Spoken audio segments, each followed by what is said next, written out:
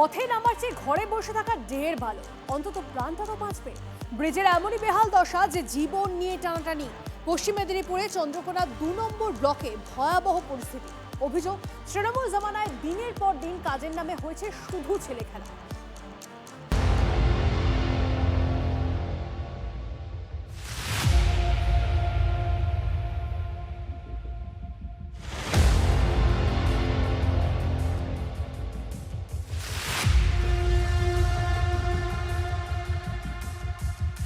বহুত কষ্ট বাবা, উঠতে যাওয়া অসুবিধা হচ্ছে। আমি তখন তো পড়তে পড়তে রয়ে গেলাম। এই সেদিক দিয়ে ঘুরে যাবে, এটাতে যাওয়াই যাবে না। এই যে পাটার দিকে হড়কে পড়ে গেলে মানুষ মারা যাবে, সে পাশটা নামা যাচ্ছে নি, সে পাশটা হচ্ছে মই সিঁড়ির দিকে সোজা। এই হলো অবস্থা, বা বলা ভালো দুরবস্থা। একদিকে বাঁশের ভাঙা সাঁকো, আরেকদিকে পাকা ব্রিজ যার সংযোগকারী পথই তৈরি হয়নি। জোড়া ফলায় বিদ্ধ এলাকার মানুষ। চন্দ্রকোনা 2 নম্বর ব্লকের বান্দিপুর 1 গ্রাম পঞ্চায়েতে কদমতলা এলাকায় শিলাবতী নদীর উপর যাতায়াত মানে এখন মৃত্যু ফাঁদ।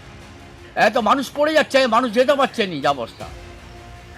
আর তো অন্য জায়গায় যে পারাবার জায়গা নাই, এইটি অনেকটা ঘুরতে হবে। হ্যাঁ, অনেক ঘুরতে হবে। সে ঝাঁকড়া হয়ে নেলা তো যা কালকাপুর হয়ে যেতে হবে ক্ষীর বাইকে। ঝুঁকি নিয়ে যাচ্ছি, যা হবে মৃত্যু হয় হবে।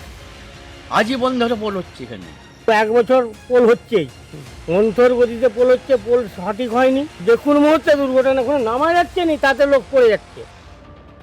প্রশ্ন উঠছে, কাজের নামে এ কেমন ছেলে খেলা হয়েছে? মানুষের প্রাণের কি কোনো দাম নেই?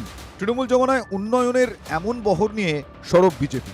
তৃণমূল সরকারের উন্নয়ন আমরা দেখতে পাচ্ছেন। দুদিকে যে অ্যাপ্রোচ রোড বানাতে হবে যাতে করে পোলটা শুরু যাতায়াতের জন্য উপযোগী করে, তারা সেটা ভাবেননি। আমাদের বিধায়ক মানে 2 বার ওই জায়গায় এসেছেন এবং উনিও প্রশাসনিক যেখানে যা জটিলতা আছে সেগুলো কাটিয়ে যত তাড়াতাড়ি এটা সম্পন্ন হয় সেই ব্যবস্থা আমরা করছি। আপাতত জোড়াতাপ্পি ভরসা জানিয়ে দিয়েছে পঞ্চায়েত। যে নতুন পোলটা আমরা এখন এটা স্টাডি করেছি, সেটা তো এই মুহূর্তে কমপ্লিট আমরা করতে পারছি না। তো যেটা বাঁশের পোলটা ভেঙে গেছে সেটা আমরা যাতায়াতের জন্য তৈরি করার ব্যবস্থা